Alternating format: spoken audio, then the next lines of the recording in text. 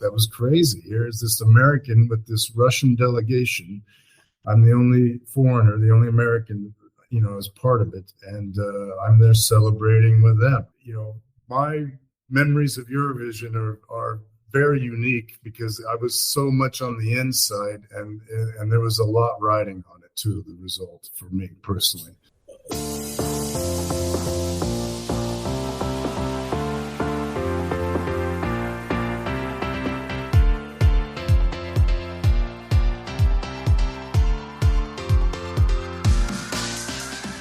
Hello and welcome to the EuroWhat, episode 246, dropping on November 19th, 2024.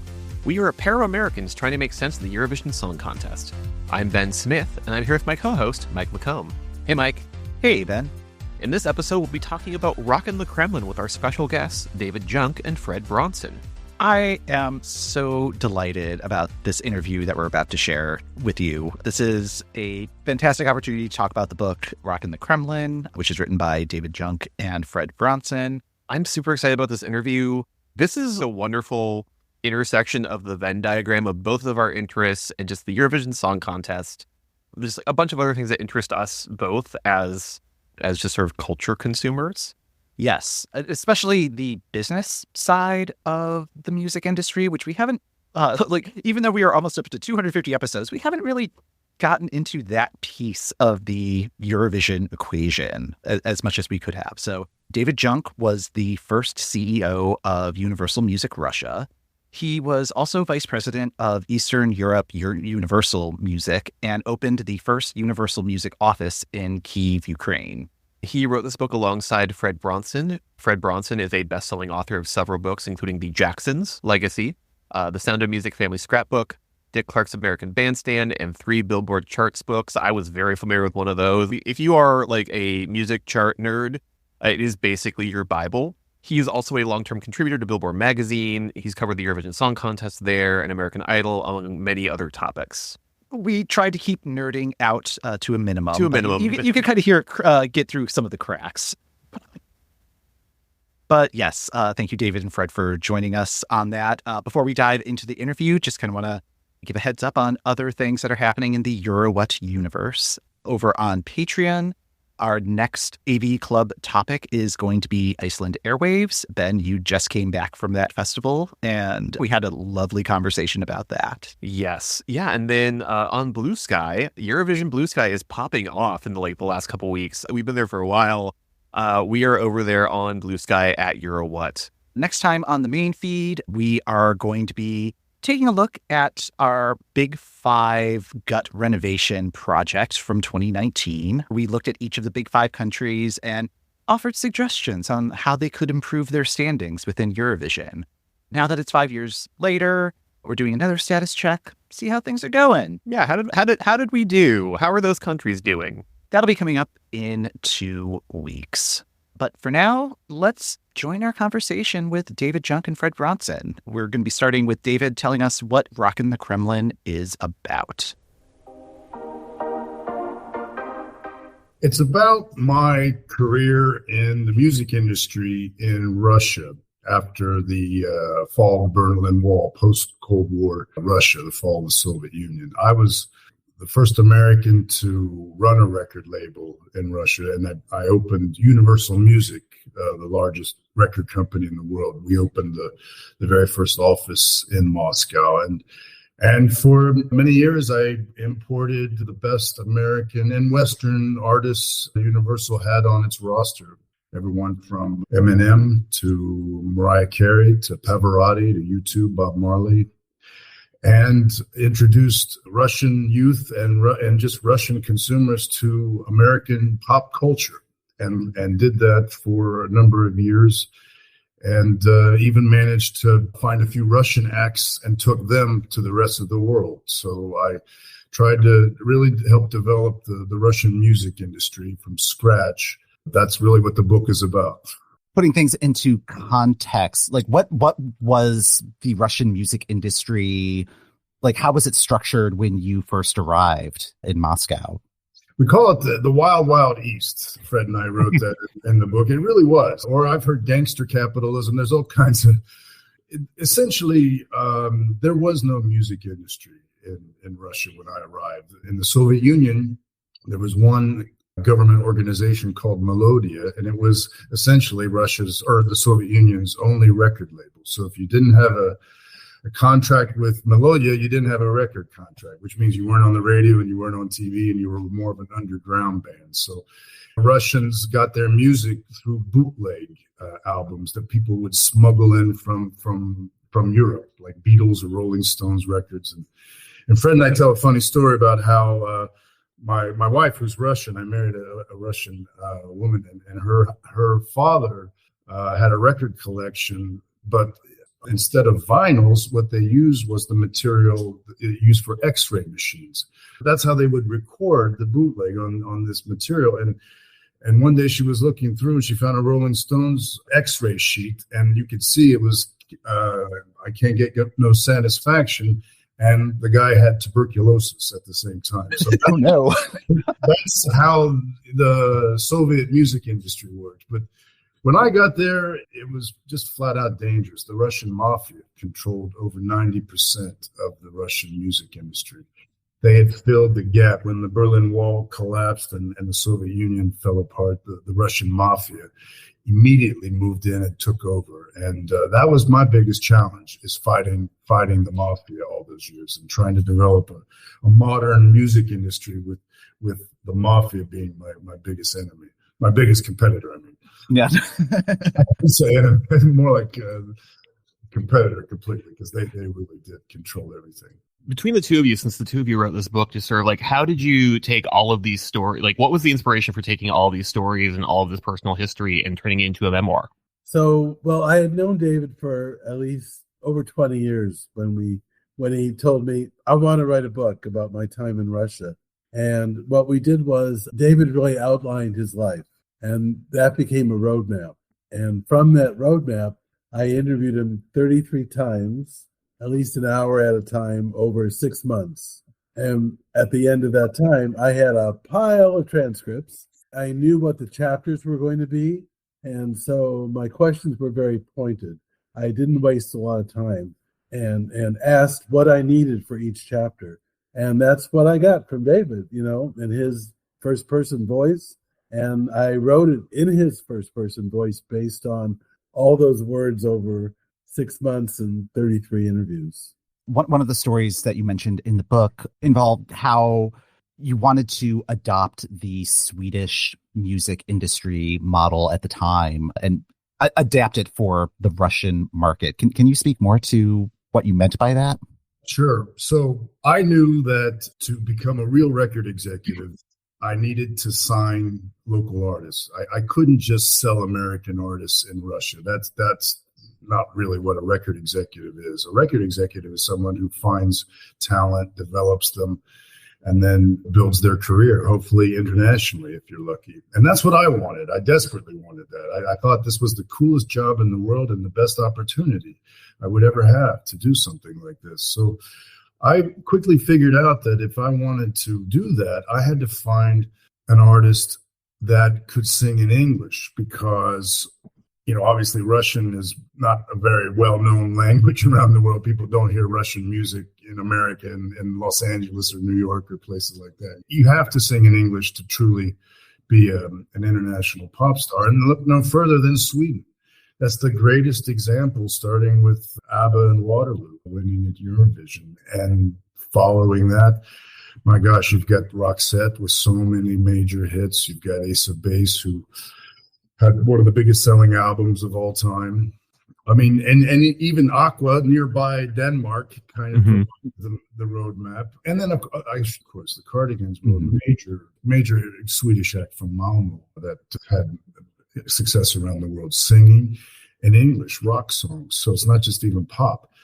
So I knew that I needed to apply that model of finding artists that can sing in English like they've been singing in English all their lives. And I needed to find Russians that could do that. That would be the only way I would ever have success. But I also would, often talk to Russian government officials, trying to get them to fight the mafia, right? And stop music piracy. I'm trying to explain how important the music industry is to the Russian economy. I mean, and I always would say, look at Sweden. You know, they sell more ABBA records than Volvos, right? I mean, come on, you know, the tax base is tremendous. All the jobs that the music industry creates, often that's overlooked. You know, it's a very glamorous industry, but there's a lot of infrastructure behind the music business. And one of my jobs was to try to explain that to, you know, try to lobby the Russian government to help the music industry in Russia to protect it, right? And so I would use Sweden as an example.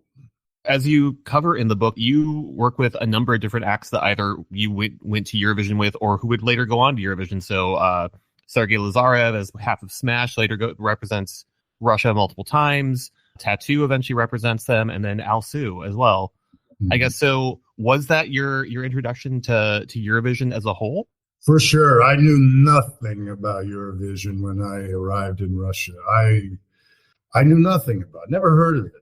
We're talking, you know, 1995, 1996, when I first started working in the music industry over there. And by 1999, when I had signed Alsou, our very first signing to Universal, 16-year-old songstress who, you know, we hoped would be our first international star. And if you think about it, at the time, Britney Spears and Christina Aguilera are the biggest stars in the world. That's what we're aiming for. That's what I'm aiming for. That's why I signed her. The manager for Alsou, Simon Napier-Bell, is the one that explains to me Simon Napier-Bell. He's a very famous manager. He managed George Michael and Wham and Yardbirds and Mark Bolan and T-Rex. And anyway, he was Alsou's manager. And when the idea came up that, okay, we're going to go to Eurovision, I said, what is that? I had no idea what that was. And it was explained to me that that's how ABBA got their big start. So I said, well, that makes sense. All right. And then that's about it. Yeah.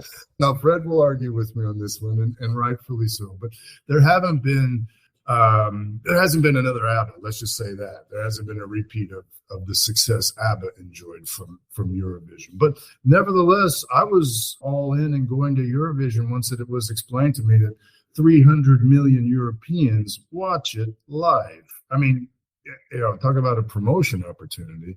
What I didn't know and what I would come to learn is the kitschiness about it. You know, it's kind of a fun contest. It's not, you know, necessarily where you go to scout your next international pop star or rock star. I didn't know that. I learned that only later when I got there. But for sure, when I heard about the TV audience, I knew that this was a tremendous opportunity. I wanted to help Alsou become an international star and starting in Europe. That was a great move for us. Fred, how were you pulled into the Eurovision universe? Well, for me, it started when I was a teenager, working in a local record store in Culver City, California. And of course, we subscribed to Billboard. So here I am at 15, 16 years old. And every year, Billboard would run a very small story. So-and-so wins the Eurovision Song Contest. And the first one I read about was Poupée de Cire, Poupée de Son. And in fact, my aunt was going to Europe that year and said, what can I get you? And I said, I want this single, Poupée de Cire, Poupée. And she bought it. So that was my first taste of Eurovision. And then every year I would read about it. In April 1974, I went to the UK for the first time. Unfortunately, 2 weeks too late to go to Eurovision because I didn't really know enough about when it was happening. But Waterloo was the number one song. And that was the start of my love of ABBA. And then in 1983, I was living in London, so I got to see it for the first time. Someone invited me to their home for dinner, and there were like 20 people, and it was a thing. So that was great. I didn't see it again until 93 when I thought I should videotape it or have a friend in London videotape it. A friend of mine in LA worked at a music publisher and had a PAL recorder so we could go and watch it. And I did the same thing in 94 and thought, wait a minute, I'm a journalist. I should go and cover it or go for it. And I did that in 95. And then I didn't stop. I went to 12 of them. And then I stopped in 07. It conflicted with the season finales of American Idol. But I went back in 2024 after a 17-year gap. However, I've been covering it even remotely. So I'm heavy into Eurovision. And met David in 2000. Right. That's right. We hit it off, became friends, and here we are. So how was your first Eurovision experience? Like you had Alsou, had this star that you were working with, and she did quite well. She was the runner-up that year. Is that correct? She did. It's one of my proudest moments of my life. It really is. It's such an amazing experience. Mine probably more unusual than most, only because Russia had been doing poorly in Eurovision prior to Alsou, so badly that they stopped going to Eurovision, actually. So when we brought Alsou there, everyone was very nervous. Everything was riding on this. The whole country was watching. The Kremlin was watching. That Russian national pride was really on the line. And they just didn't want to be embarrassed again, because this is the new Russia coming out of its shell, trying to show we're a modern country, and now we have pop stars on the European stage that can compete with the best in the world. So there was so much pressure in that respect. The night before the event there in Stockholm, the Russian embassy had a big victory party, and this is before the contest. I'm like, yikes! Yeah. This is too much pressure. And some famous Russian singers were singing Victory Day, just like it was with World War II and the defeat of the Germans. It was really, really crazy. But she did well, and she came out on stage, and her stomach sort of caught her a little bit, but then she recovered quickly. And she killed it, and the audience loved it. The television audience loved it. I don't know if you ever heard the BBC announcer describe how much he liked Terry Wogan, the famous BBC announcer. But she was electrifying, and no one had ever seen a Russian pop star look like this. A young, beautiful girl. Anna Kournikova had been really the only other Russian female out there, and she was very popular in America, and I really wanted to find a pop star that could be as popular as Anna Kournikova. But as far as a singer, the world, Europeans have never seen anything like this, and so it was a big shock. And I was backstage in the green room, when the camera comes back there, and I got on TV 4 times because she got the perfect score. The Deuxois. 4 times she got that. So the cameras are, and you never know, and that was crazy. Here's this American with this Russian delegation. I'm the only foreigner, the only American, as part of it, and I'm there celebrating with them, and we almost won. The Olsen brothers, who combined have about 125 years of show business experience.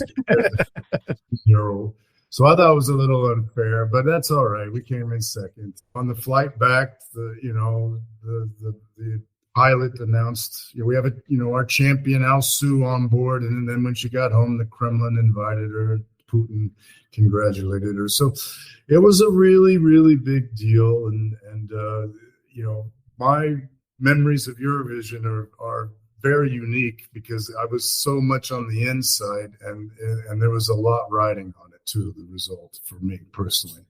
Sorry, I love what happened when David got a phone call from her father afterwards. Yeah, I got a little bonus. You can read about it in the book. I got a bonus. I didn't know if my head was going to be on a platter because she finished second instead of first. But it went the other way, and I got a bonus from her very powerful, very, very Kremlin-connected father. So I did not want to mess this up, and all ended okay. Well, congratulations on a job well done, and that you got to keep your head. So I did. I didn't disappear. Yeah. Well, yeah, and like one thing that you talk about in the book with Alsou is trying to make the next step of getting her to go international. That ended up not working out. But for t.A.T.u, like when I was reading the t.A.T.u parts of the book, it sort of lit up the part of my brain of just remember that was the era I was watching TRL, where I remember all of a sudden t.A.T.u were seemingly everywhere in America. Right. So like what factors into the calculus for figuring out how to get an act to break internationally like that? Well, T.A.T.u was a phenomenon. Let's just say it. I don't know if there's a formula other than find someone or some group that's just so different from anything that's ever come before it in the history of the world. I guess that's the formula, because that's really what they were. There just was no one ever like that, no duo ever like that. An LGBTQ supporting Russian female duo who kiss on their music video and in concerts and on TV. And, this is before Britney and Christina and Madonna did it on MTV. This is a couple of years before that.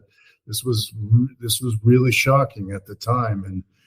And coming from Russia, where homosexuality, in the Soviet Union, that was a crime, and there were still laws on the books against gay propaganda. So this was risky and provocative in all kinds of ways, and I often compare them to the Sex Pistols in that they were very provocative. It was a project that built to provoke, that also had unbelievably great pop songs. I mean, amazing, danceable, up-tempo, electrifying pop songs. That was the key. Without the songs, in only shock, it won't work. We had the songs and we had the shock. And that's why it worked. And you will read in the book how it was very hard to still break them internationally. I was rejected 90% of the time.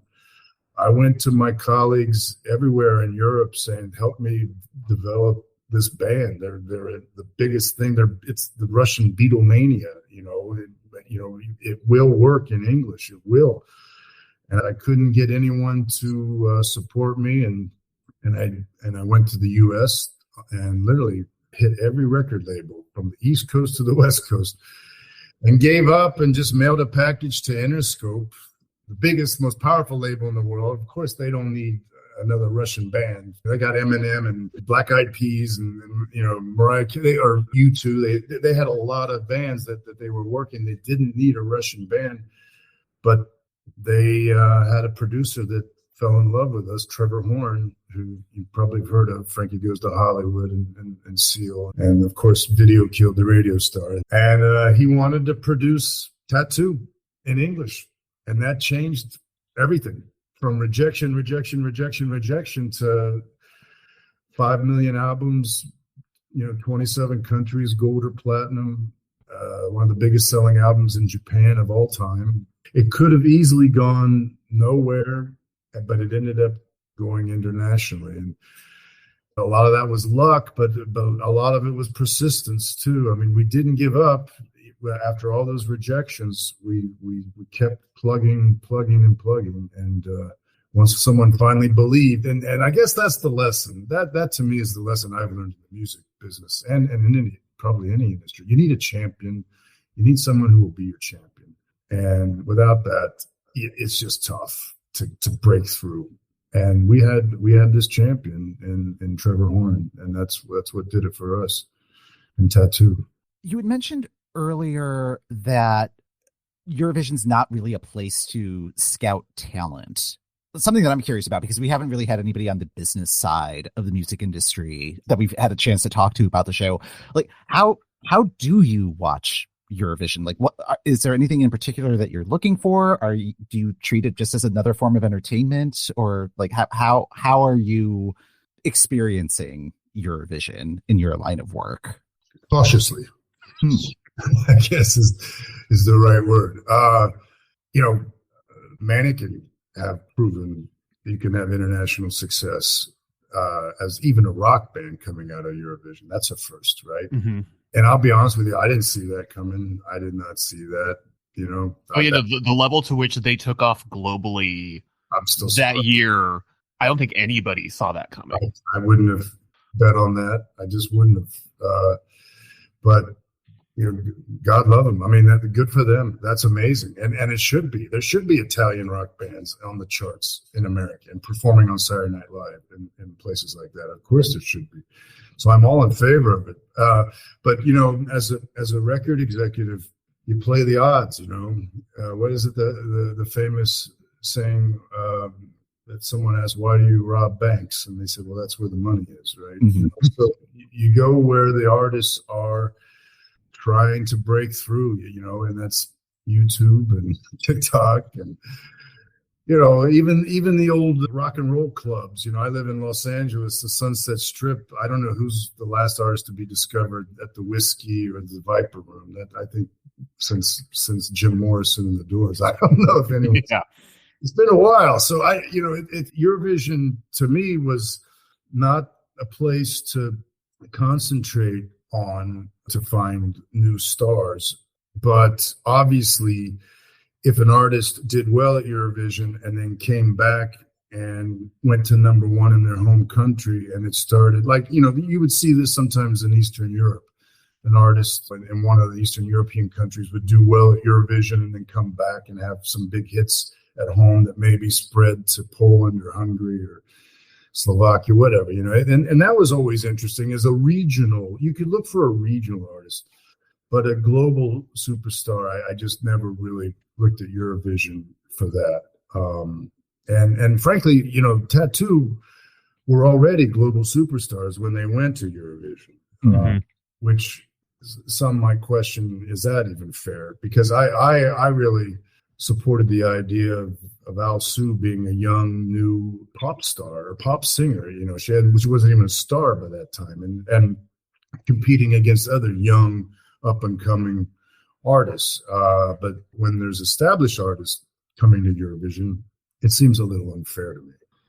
Kind of like the Olympics when they let the NBA players. Yeah, when all the NBA players are representing the various teams. Yeah. In America, we've had some Eurovision songs have done well here, but not necessarily because they were in Eurovision. So Gina G had a hit with Ooh Ah just a little bit, but there was for us in America, no Eurovision connection. It didn't mean it, especially back then. Now, of course, the last few years, it's on Peacock and people can watch it. And people saw the Will Ferrell movie, so maybe they're going to watch the actual show. So Maneskin had that advantage that Americans were watching. Rosalind, though, I was just about to mention Rosalind. That one just feels like such a random one to get picked up because that finished 20th in the grand final, and then 6 months later was like, why is this playing over my office's stereo system? Right, and again in America, nobody was saying she's from Eurovision, but still they were able to have hits here. I think more and more as more and more people watch, which I notice maybe you do too, just talking to people. It used to be Eurovision, nobody had any idea what it is, but now, thanks to the Will Ferrell movie and it being available on Peacock, more and more Americans are clued in. I mean, yeah, I no longer have to do my little 5-minute prepared bit when I tell somebody that I follow Eurovision of what's that. Yeah. Same here. I've always had an explanation, and I go pretty deep into what it is. But that's why you guys have your podcast, to educate Americans on what is Eurovision. I mean, I'm glad you're doing it. Yep, that's always been the goal. It's just pure evangelism. Although I was very excited to read in the book about the New Wave Festival. Yes. And I feel like that is a hidden gem of the whole music festival process. I don't know if process is the right word, but just the stories that were coming out of that and the artists that you were working with, because you were on the jury for that, correct? Yes. I also you mentioned Sergey Lazarev. I brought him to that festival the year before with Smash, the band Smash. That's where he got his TV breakthrough. We write in the book how, we were following the Wham model. I had Wham's manager, Simon Napier Bell. I had two very good-looking boys who were friends, just like George and Andrew, right? I mean, we had pop songs, beautiful, fun pop songs. We were clearly following the model. And we even followed the model into our first failure, believe it or not. The first song didn't hit. And I was depressed. We've done everything right. My God, why is this not Wham 2.0? What is going on here? And Simon told me, Wham's first song, Young Guns, flopped. It didn't take off. And then suddenly some artist, it might have been Roxy Music or somebody, canceled for the BBC. And the BBC were nervous. We need somebody quick. And they called Simon, and Simon got Wham on the BBC Top of the Pops. And the rest is history. Wham became one of the biggest bands in the history of the UK music industry. And so getting them on TV became our goal too. And that's exactly what we did. We got them on the New Wave Festival there in Riga, and it was televised around the world, but of course to all Russian speakers in Europe and Russia, and over 180 million people watched it. And they killed it. They went on stage with a ballad, and they got perfect 10s from the jury, Nadia Comaneci style, right? I mean, this is perfect. And then they became the biggest boy band in Russia, and so TV was crucial, and it was that New Wave contest that did it. I went back the following year as a member of the jury, not as a record executive with a band, but as a jury member, and that's where I saw the Ukrainian pop star t.A.T.u for the first time, and what a revelation she was. This is 2005. This is before the current hostilities, obviously, in the Russian invasion. Yet at the same time, this was a music festival that the Russians counted on winning. A Russian artist should win this festival, right? It's nice to have international artists, but from all over, but the Russians should win this. And the jury was mainly Russian celebrities, right? And including Alla Pugacheva, the biggest Russian star of all time. But Pugacheva was authentic and real and a decent person. And she saw t.A.T.u was the most talented person out there. And I did too. And I talked to her, and we talked to the rest of the jury, and we gave the award to t.A.T.u. And that's what really launched her career, was that award, that show, that live performance. Just like for Smash, the same thing happened for t.A.T.u. She became the biggest pop star in Ukraine, and she had even a career outside of Ukraine. So I that New Wave I have very fond memories of, for sure. t.A.T.u is one of my favorite Ukrainian entries from Eurovision, but also like next year she is overseeing their selection process, Vidbir. So just like I'm very excited to see what she does with that. She's also an ambassador, I believe, a cultural ambassador for Ukraine. So yeah. Well, she was part of the various artists on site in 2023 when I was there, for just as part of like the intro there. So just like getting to see her perform live too was just fantastic. Yeah. Yep. Well, I was really proud to be part of her very, very beginnings of her career. That was a moment that I really believe. A few times in my life, I helped the Ukrainian music industry, and that was one of them for sure, I think. After your time at Universal Russia, you did move over to Ukraine. How was that transition, and what sort of challenges did you encounter working in the Ukrainian music industry? Well, I didn't actually leave Moscow. I was based in Moscow, still running the record label in Russia, but I was now in charge of Eastern Europe for Universal. And I was the first executive to do that from Moscow. Usually they're based in London or Berlin, and I thought, no, I want to be, where the action is, right? Obviously.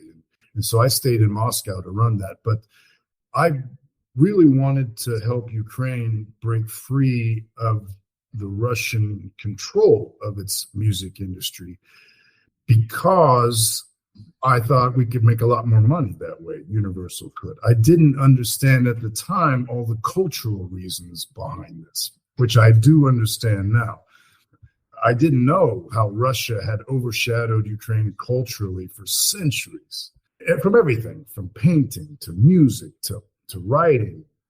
Many of the artists that we think of here in America as being Russian often are Ukrainian or born in Ukraine. And I didn't know that at the time. I was naive of that. But I did see Ukraine as a potential music market for Universal Music. And so I wanted to help start a modern Ukrainian music industry by moving Universal in there. And we opened an office in Kyiv in 1999, and it was a license office, but it was our first footprint in Ukraine. And soon the rest of the other major record labels moved in, because Universal, being the largest, was kind of always setting the example for other labels. But soon Sony and EMI and Warner were right behind. And that really helped develop Ukraine's music business, having its own industry. And today, that music industry they have in Ukraine is producing these fantastic Eurovision stars, right? I mean, that music industry is supporting its troops and supporting its economy and supporting the way of life there in Ukraine. So that music industry is vital to the Ukrainian economy. And I predict when this war is over, Kyiv is the next Berlin, and the Ukrainian music industry is going to be one of the most high-tech, digitally advanced music industries in the world. And I'm so excited for the Ukrainian music industry once this war is over. I think amazing things are going to happen for it. Fred, on your side of things, from like Billboard and from the journalism side of things, how do you, I guess the same sort of question we asked David, how do you watch Eurovision sort of pulling in the business side of things? Like what do you notice on that end? Sure. Well, it's David, referenced the fact that a lot of the artists are new. Every once in a while we get an Engelbert Humperdinck come in. Mm-hmm. Or, of course, Katrina and the Waves were well known when they were, and he's right, that is an advantage. I mean, Katrina and the Waves had a great song, but it did not hurt that people knew who they were. Engelbert, not so much. Yeah. That was a horrible performance of a not very good song. But they said him because he had name value. But most of the artists are brand new. So Billboard is always interested in, the business side of it. Of course, I cover every aspect of it, the entertainment of it, the trivia of it. Is this the most times, a female has won, or any of that, or this country or that country. But also, who's signing who's making a deal, who was already signed and is now going to be signed to other labels in other countries. Remember that when ABBA won, Stig Anderson had a unique model in that he went to a different label in every country.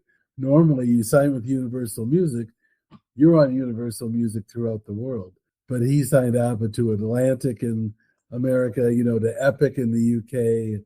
So that was a whole different model. But that's part of my coverage is, are they signed? Will they be signed? What's the deal? But I look at every aspect of Eurovision and try to really give it a complete look. This year, I did something different. When I went to Malmo, instead of writing one story, which I usually do in the winter, I said, well, why don't you just let me write as much as I want? Give me a flat fee. Let's agree on that beforehand. And I don't know, maybe I'll write 5 stories. Maybe I'll write 8 stories. I wrote 13 stories because so much was going on. And yeah. Billboard loved it. I mean, we've never had such a heavy coverage of Eurovision before. I did a lot of interviews, but it was also about the tension with Israel and all the political, and of course the Netherlands being disqualified and all that. So there was a lot to write about. So I just try to give it a 360-degree coverage, especially when I'm there. Not sure if I'm going next year or not yet. We'll see. Yeah. Yeah. I'd love to, but I don't know yet. In writing this book, what did you find most rewarding about the process?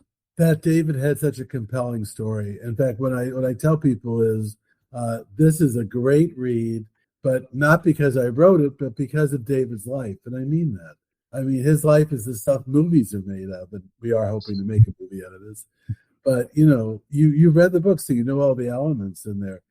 He arrived in good times and lived there in bad times. There was danger around every corner. He almost went to Siberia. People were murdered, not David, fortunately. Terrorism was on the rise. So it's his real life. I didn't have to make anything up.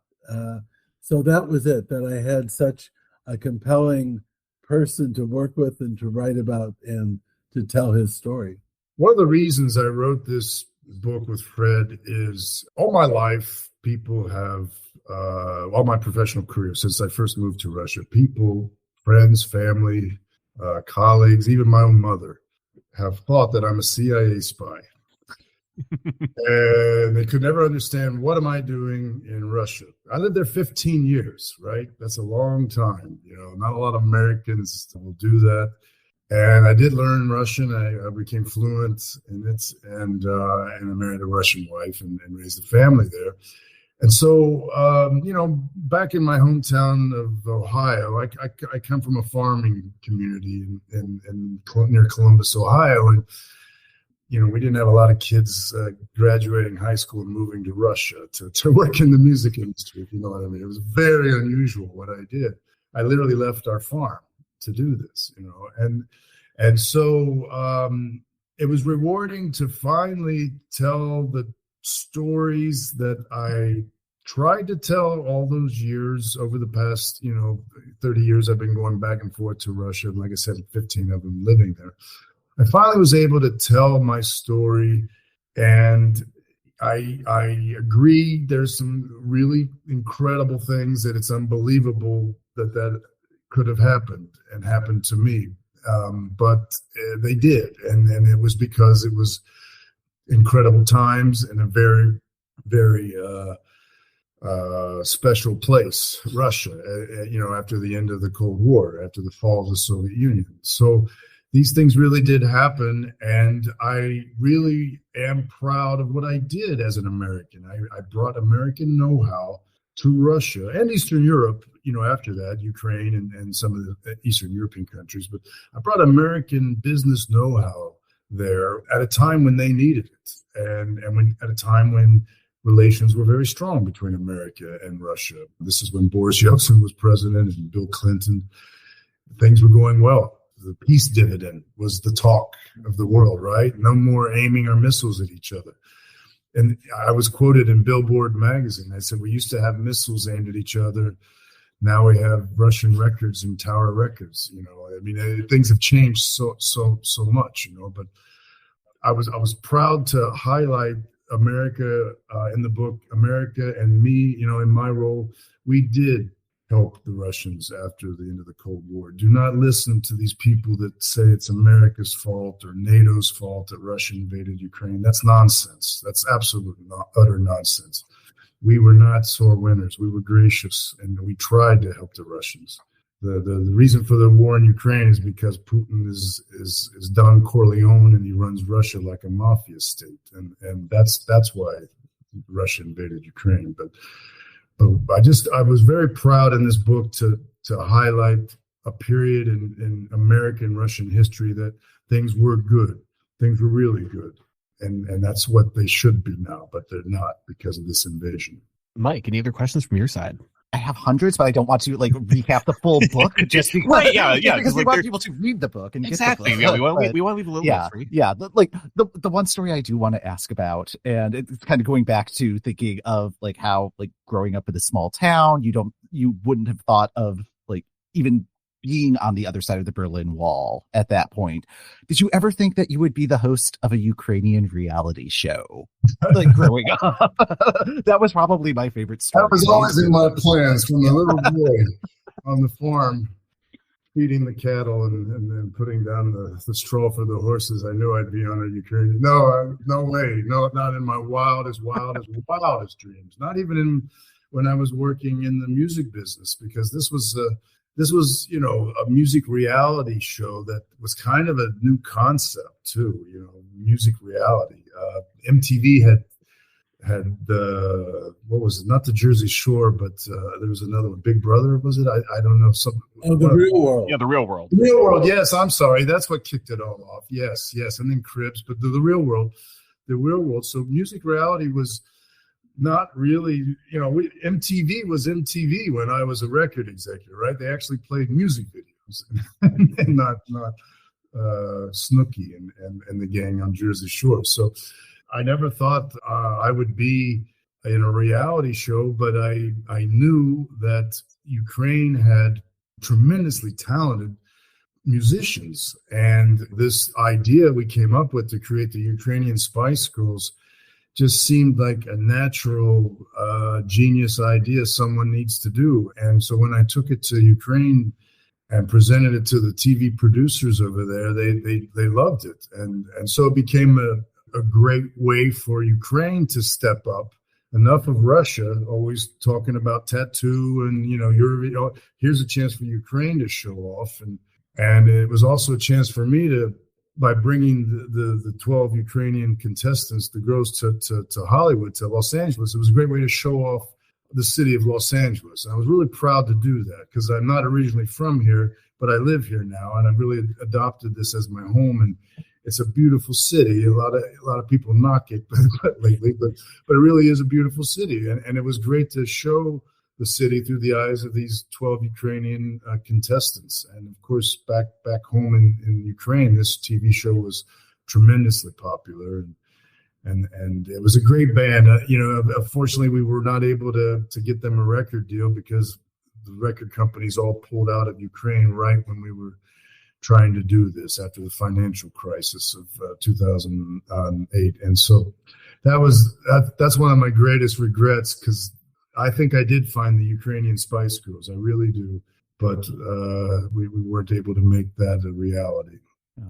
Yeah, that just sounded so amazing. And just reading about the show, it's like, oh, I kind of want to watch this. I don't speak Ukrainian or anything, but it's like, that would be a lot of fun. So, you can find it online. The episodes are online. It's a hoot. It's a lot of fun. And we have Dennis Rodman helping the girls with weight training. I mean, and Eric Roberts is in there, picking the final five. And so it's fun. It's really cool. It's a great visual of Los Angeles and some great visuals of Ukraine too. We went to 5 different cities and auditioned thousands of artists, and finally narrowed it down to 12 to bring to Los Angeles. Some of those cities, unfortunately, like Kharkiv and Dnipropetrovsk, they're being bombed right now as we speak in the war. So that's really sad. Odessa too. We were in Odessa too, and those are all cities that have been going through the war. But when I was there, it was just a beautiful time to be in Ukraine and to be trying to create this supergroup. Amazing. Well, Fred, David, thank you so much for joining us for this conversation. Thank you, both of you. Real pleasure. It's always a pleasure to find Americans who even know about Eurovision. Yes. Are steeped in the culture of Eurovision. So keep the faith, guys. Don't let up. So much to do. Yeah. We're in for the long haul. Yeah. So. It's going to get bigger in America, and you're part of that. So thanks. Is there anything that you would like to plug, or websites that you would like to point our listeners to? So our book website is rockingthekremlin.com. And I have an author website, davidjunk.org. And Fred? I'm fredbronson.com. Easy to remember. There's over 3,000 pop music videos, many from Eurovision and a bunch from American Idol. There's photos of my whole career, from Star Trek to Idol to Eurovision, and all my Billboard stories, including all my reporting on Eurovision. So it would take probably a lifetime for someone to check all the content out, but they can start anyway. Yes. I do think we have uploaded to our Rockin the Kremlin website Alsou's Eurovision performance and tattoos, right, Fred? I think we have both of them. Yeah, we have a video section there. Yeah, on the video section, you'll see Alsou's performance in Stockholm and then tattoos performance. Yeah, so check that out. Excellent. And we will have links to all of those sites in our show notes. So that's going to do it for this episode of the EuroWhat. Thanks for listening. The EuroWhat podcast is hosted by Ben Smith, that's me, and Mike McComb. That's me. If you'd like to help support the show and access a ton of bonus content, head on over to patreon.com/EuroWhat. Free access to our full archive of more than 200 episodes going all the way back to the 2018 contest can be found on our website, EuroWhat.com. Next time on the EuroWhat, we revisit the Big 5 gut rehab we did 5 years ago to see how our suggestions held up.